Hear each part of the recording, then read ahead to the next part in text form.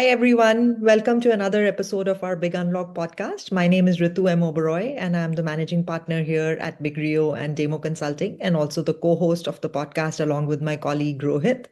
And today we are really excited to have Dr. Amit Phull with us. He's the Chief Clinical Experience Officer at Doximity, and we are looking forward to a very interesting conversation.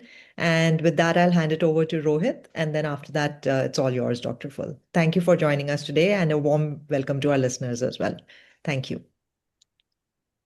Yeah, thank you, Ritu. I'm Rohit Mahajan. I'm the co-host of the Big Unlock podcast and also the CEO at Big Rio and Demo Consulting. So looking forward, Amit, to an exciting interaction here. Uh, you know, we'll touch upon a few topics of interest to you, and hopefully the audience will be interested as well. So over to you, Amit, for your intros. Thank you. Yeah, absolutely. Ritu Rohit, thank you so much for having me on today. As you mentioned, my name's Amit. I'm Chief Clinical Experience Officer here at Doximity. I'm an emergency medicine physician. I hold an adjunct faculty position at Northwestern, where I trained in Chicago, and I'm a clinical assistant professor at George Washington University, where I live in the DC area. So very excited for the conversation today. Great. So let's jump right into it. Tell us more about Doximity, and also, the listeners always love an origin story. So tell us how you came into this intersection of healthcare and tech, and what drew you to that. And I always like admire when I, talk to physicians such as yourself, because everybody thinks being a doctor is like such a tough job, and then we get like people like you who are doing like being a doctor and doing like a million other things. So it's really very inspiring and amazing to talk and see, how you have the bandwidth to handle everything. So we would love to hear your thoughts on that. Yeah, for sure. Thank you. Yeah, origin stories are always fun. I would say the Doximity origin story actually starts back in 2010. Doximity was founded in order to essentially rewire healthcare was the initial mission statement. We wanted to develop or the original team prior to my joining wanted to develop a system that would permit physicians to be more productive so they could ultimately provide better healthcare. Our CEO and co-founder, Jeff Tangney, his prior company was Hippocrates, so he was familiar with the digital health space. And after Hippocrates having gone public itself, he moved on to found Doximity, which has grown tremendously in the interim. I would say my origin story in terms of intersecting with Doximity, I'm an emergency medicine physician. In a prior life, it feels like I was a computer engineer, and I have always been interested in the intersection between those two worlds. So when I was in residency, kind of took the approach of just raising my hand for any opportunities that came my way that permitted me to get more exposure to that intersection between those two worlds. And I came to find out about a company called Doximity that Mhm. at the time, 20 some odd people had just been founded, was beginning to have some traction in terms of some of the software they were developing for clinicians like myself. Doximity back then had a program called the Physician Advisory Panel, where they requested folks like myself to volunteer some time and beta test software. So I right up my alley, again, kind of existing in both of those spaces personally. I raised my hand, got invited in to participate in one of the advisory boards that are kind of the main event, if you will, of the Doximity calendar, where once a year we invite clinicians in to see what the team is working on and provide us direct feedback as to the products that we should develop. And I remember it was a long time ago, but early 2014 was having a conversation with Jeff, very intrigued by what I came to learn at that advisory board that Doximity was up to. And he ended the conversation by saying, yeah, we're interested in kind of clinicians or folks with clinical experience who might also have some strategy and tech experience. If you happen to know anyone that might be interested in a job on a team like ours, we're hiring. And Mhm. I just had one of those moments where it's like, what did I say or not say about myself that doesn't make you think that I might be interested in this kind of role? So it was just serendipity that I wound up being in that room with the team and then ultimately moved from Chicago to join Doximity shortly thereafter. So I'm now going on my 12th year here at Doximity, and it's been one hell of a ride. Yeah, amazing story. I'm sure with all the AI coming in, it's like completely like you seeing like so the amount of change that you can affect now versus the previous 12 years must be like, at hyper speed with all the Yes. AI that's happening. Significant acceleration for Mhm, sure. And the company as well as the platform mhm. has grown so much that now we can actually move the needle in very tangible ways, which is super exciting in terms of the feedback we receive from clinicians across the country. Yeah, you must be really well positioned to do so because you've spent so many years building up the community and now you are in the perfect kind of launching pad to try out all these new initiatives with AI and see how that goes down. So we are Yeah, hearing so a I lot. think one of the things that's been special. Oh, I'm sorry. No, no, I no. Go think ahead. my Go ahead. internet cut a little bit.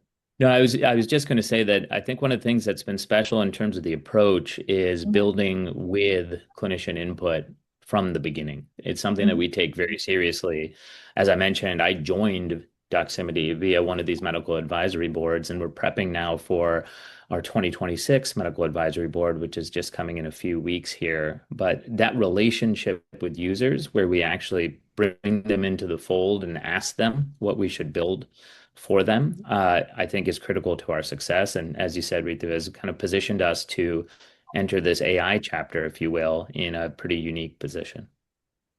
yeah. So I think, we have conversations with people who are in the space all the time, who are building, with with AI or without AI products for, the healthcare space. But I think with Doximity, the conversation is kind of different because clinicians are your primary, audience and your user base, if I would say so. So how does that, Uh, in your approach or, in your viewpoint, make it different for building for a community of clinicians versus, going, mostly we see the healthcare journeys being positioned more towards the patient experience and the patient, like the digital front door and other things like that.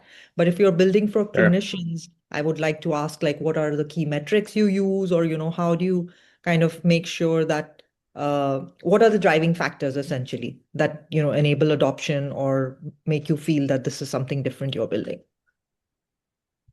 That's a great question. So, I think as things progress, particularly as technology progresses, there's some tension that exists between empowering patients themselves to kind of manage Exactly. and take the reins of their healthcare journey while Mhm, still emphasizing and building for the critical role that clinicians play in providing healthcare to those patients.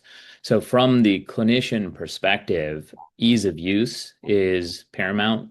I would add right next to ease of use, being able to trust the yes. technology is paramount as well. Anytime you create software for a clinician, even if it's well designed and well intentioned, if they can't trust the output of that software, or God forbid, it adds time to their day, it's Mhm. going to be very, very difficult to compel those clinicians to actually pick up that piece of software and leverage Agreed. it. Mhm. I would view EHRs as an interesting counterexample. If EHRs were deployed to the healthcare community, not as part of kind of a government rollout with mandates, I think there would have been an extreme increase in the amount of difficulty that it took all of us to adopt that sort of technology. And even still, it took many, many years for Mhm. them to permeate the space. So once you can emphasize and demonstrate to clinicians that you are building with them front of mind and Mhm. incorporating their feedback into the building process. To switch to metrics, recurrent use, increase of use, time Mhm. savings for those clinicians, burnout rates are a good proxy that Yeah. are often measured when actually speaking about the general health and welfare of the clinician workforce. Those are the types of metrics that we monitor on our end, particularly if we can do right by our clinician user, they're more likely to come back and use our software again. Even more so if it saves them time in their clinical day. So one of the awesome parts of my job, frankly, is I'm on the business end of all of the feedback that we receive from clinicians when they're using our tools. And we Mhm. get all sorts of lovely anecdotes where just by being able to go home for that additional hour. You have doctors who now can have dinner with their families or be a little bit more human outside of the practice of medicine. So it's those kinds of things, both metric wise as well as kind of the softer elements of the feedback that we receive that we pay particular attention to. Great. Thank you. Yeah, of That's a course. good answer. Yeah. Rohit, you want to ask a question? Yeah, Amit, I was thinking about innovation and, same kind of a thing, like how do you pivot into what's coming next? And, ChatGPT kind of has leveled the and democratized the field for everyone to use AI. So, how are you thinking of about infusing such technologies into the platform? And could you give us some examples of, you know, uh, some things that are coming, in the future? Yeah, for sure. So one of the things going back to, I think, the critical components of building for clinicians, ChatGPT is a great example in terms of really introducing a perceived to be new technology into the public consciousness at scale. Those in the space know that kind of AI technology has actually been worked on for quite some time now. It's been a number of decades where this has been kind of built in a lab. But when you just blow open the doors, as it Mhm. were, to everyone being exposed to the potential power of this technology, harnessing such a technology in the healthcare space goes back to some of those core components. Trust, when we actually ask our medical advisory board, how can we leverage something as exciting as artificial intelligence in the healthcare space? Things like HIPAA compliance, very rigorous patient and provider data security, et cetera. Those are table stakes. And then going back again to the ease of use and actually leveraging clinician input in your build process, we think are critical as well. When we asked our medical advisors as we began to develop Doximity GPT, our AI solution for clinicians, what were the most important features to them, beyond kind of just the overarching umbrella of HIPAA compliance and data security, we would see requests like, can you pull through citations so I know that the output of this reference tool, as an example, is coming from somewhere in the science or the Yeah. medical literature? Mhm. If we are able to bring a human element to it, is some of the more recent feedback that we have received and we are building into or leaning into as a company. We have an offering called Peer Check, which is a human layer of review, if you will, or peer review of Gen AI output. So a clinician like myself can not only quickly access the most up-to-date guideline information or get an answer to a complex clinical scenario, but actually rest assured that other clinical folks have actually reviewed that output and vetted it in terms of its accuracy and applicability to medicine. So we really, really do believe that that trust element is critical to bringing technologies like AI into the healthcare space while maintaining the importance of the role of clinicians. If clinicians and through clinicians, their patients cannot trust this technology, the feedback we receive is it's going to be another example of healthcare kind of falling behind, where there are technological advancements in other industries that have permitted other industries to flourish in ways that healthcare has taken a little bit longer to get around to. Folks like myself don't want to miss this train. We want to actually build it in such a way that clinicians can pick it up, trust it, more easily use it, kind of integrate it into their workflows and processes in ways that will, again, going back to the core mission of Doximity, enhance their ability to practice medicine, and through that enhancement, ideally improve patient care. That's Yeah. awesome. And I wanted to add on a question here, Amit. Sure. You are a faculty also, you mentioned, right, at a university setting. So, talk to George us a Washington. little bit about that. What are some of the questions the students are asking? And what is their top of the mind, and what are they hoping to learn about the new things and things like that? Yeah, for sure. So it's interesting at the early stages of training, particularly in kind of this academic environment. I will admit that some of this technology has kind of a double-edged sword nature to it. We want to empower young clinicians to leverage technology to grow into being the most productive and effective clinicians that they might be capable of being. But it is also important that they actually learn medicine. So the ability to leverage technologies like this to kind of skip a step, if you will, in terms of quickly getting answers without having to engage kind of those critical thinking muscles. It's a balance on the academic side of things that we take very seriously. Um, at Doximity, as an example, when we got clinician input on how best to deploy our AI tools, we got the very strong input that it's very important that clinicians still develop and maintain a quote unquote Spidey sense, right? We do not want to reduce clinicians to being messenger pigeons in Right. terms of looking up information and then kind of handing that off to their patients in regards to advancing their care. We want to actually build solutions with clinicians that actually augment that Spidey sense and the maintenance of that Spidey sense so that they can become better clinicians themselves. So in the university setting, what we often do is we permit utilization of various tools, amongst them Doximity GPT as an example, but we demand that clinicians can actually, in real time and often live on the wards, justify their thinking.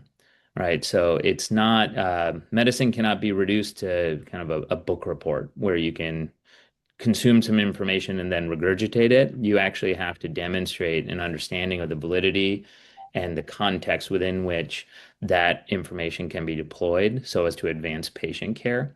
So it's an exciting time, but I do feel that as a collective, folks like myself and folks who are certainly involved in the training of others, of future generations of clinicians, are proceeding with caution. We're excited, but we want to make sure that we don't move so quickly that we actually inadvertently prevent some of these clinicians in training from learning the actual kind of the hard facts and hard work, frankly, that it takes to be a clinical provider.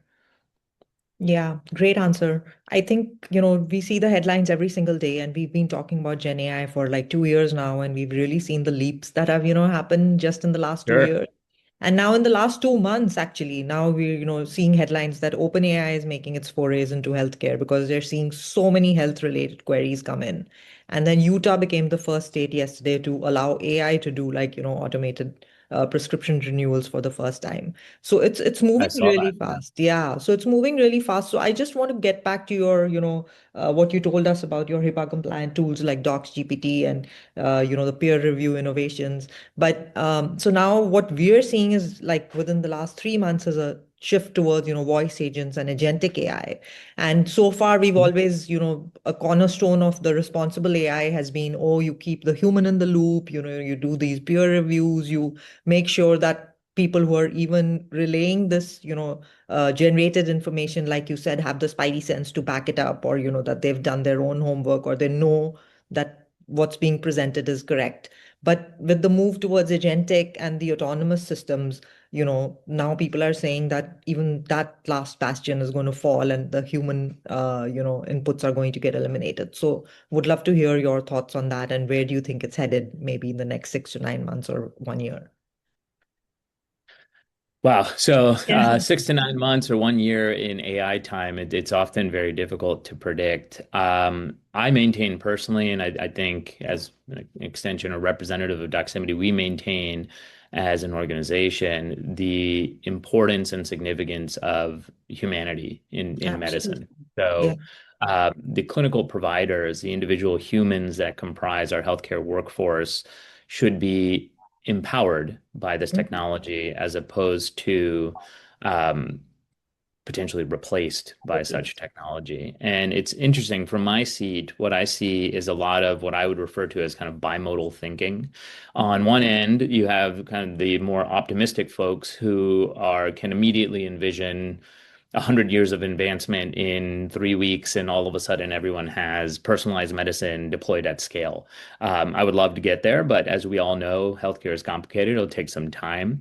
I think on the other end of the spectrum, you have catastrophic thinking, where the robots are coming for all of us. And if you look at kind of radiology articles and literature for quite some time, they have been fear-mongering AI in terms of its entry into the healthcare space.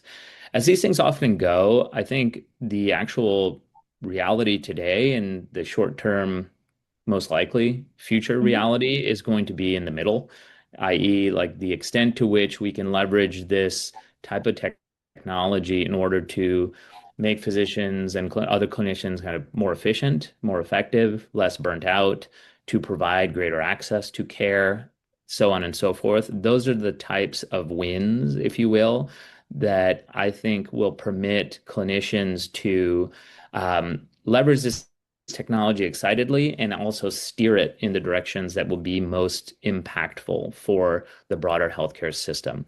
As an example, which is not necessarily an AI specific example, but I would reference even our own success in terms of providing free telehealth tools to free clinics, right? So we have now extended that provision of access to our enterprise grade software to include our AI product suite as well. But at the front lines, if you will, of providing indigent care or access to care to underserved populations, we see a lot of folks who are well intentioned but do not have the budget to afford this sort of technology.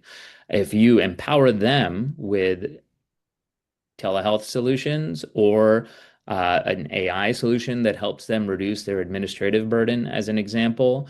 It's less about humans being removed from providing care. It's actually an example of humans being augmented in such a way that they can Enable. dramatically increase the provision of care. So when I think about agentic AI workflows, what I think we should be able to strive for collectively in medicine is to appropriately deploy that particular type of AI utilization to remove some of the current work that is involved in providing healthcare that would be perceived by both providers and patients alike to be burdensome. There Mhm. is an outcome you could see in the short term, and our bet is in even the longer term, where in a very paradoxical way, the robots, if you will, actually reintroduce humanity to the practice of medicine. So a lot of the feedback I receive in my clinical career, and then it kind of overlaps with some of the feedback that I receive in my role at Doximity, is some variation of I didn't go to medical school to dot dot dot.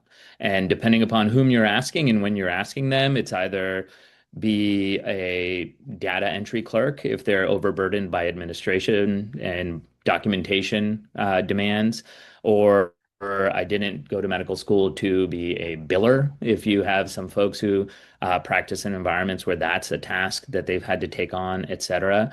I view the optimistic bent of the implications of this technology as being able to remove some of that kind of work from the practice of medicine and really open up the opportunity for folks like myself to re-engage at that human level.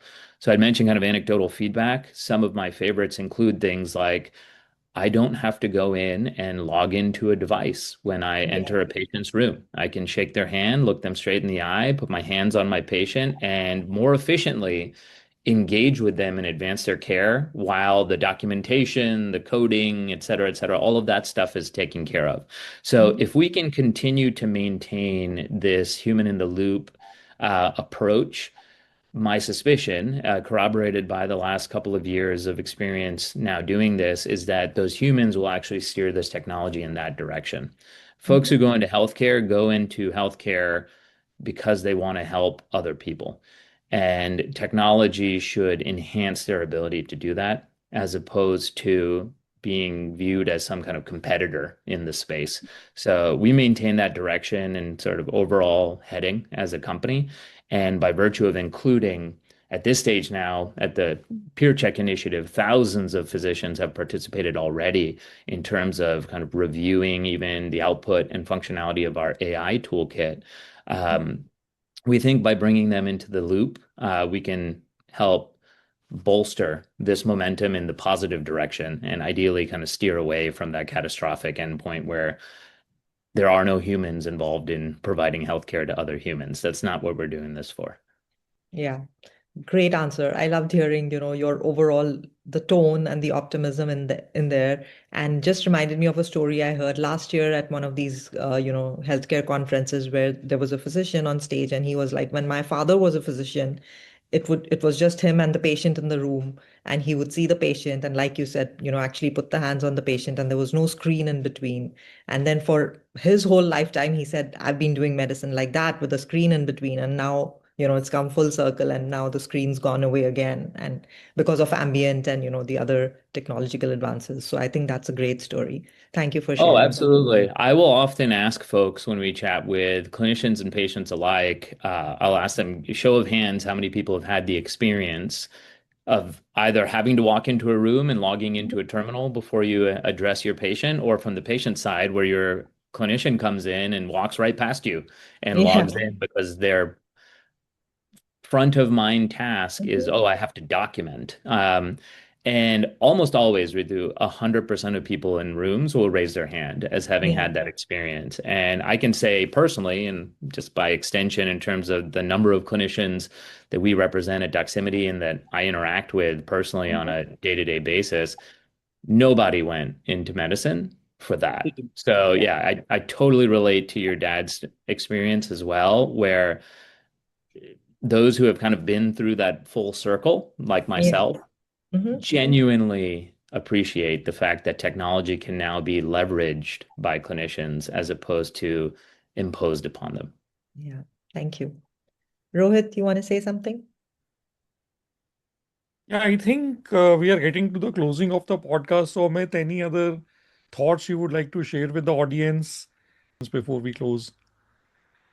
Yeah, I would say the main takeaways from our perspective is, as we've discussed, I mean, we are in a very interesting time, broadly speaking, but certainly in terms of how much of this technology can be developed and deployed in a healthcare context.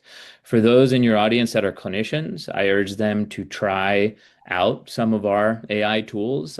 We are constantly looking to improve. My name's Amit. I'm Amit at doximity.com. Please connect with me directly in terms of any feedback that you might have. Again, we take involving clinicians in our development and deployment of tools very, very seriously. It's core to our DNA. And for those in the audience who are not clinicians but interface with clinicians, your role is important too, maintaining that human centeredness or the humanity focus of how we provide healthcare in the US and beyond. We think is critical for healthcare to continue to be such an attractive career path to some of our best and brightest, and frankly, where we all go for solace and aid when we're struggling with some of life's trials and tribulations. So, as much as there is the potential for kind of that catastrophic thinking to take over in today's age, we maintain a genuine optimism. We think our process over the last 15 years from the Doximity experience of asking first and building into the pain points of the system has driven our success, and we continue to lean in with initiatives like Peer Check to augment Doximity GPT, as well as what I'm sure will be a dramatic rate of change and advancement that's going to come down the pipe in the next couple of years. So, yeah, thank you for those who are listening, and particularly for the clinicians in the audience. Looking forward to engage with you so we can build better solutions for you and your patients. Thank Thank you. you, Dr. Phull. Thank you for being our guest today and for all your insights. Thank you so much. Absolutely. Thank you for having us. Thank you.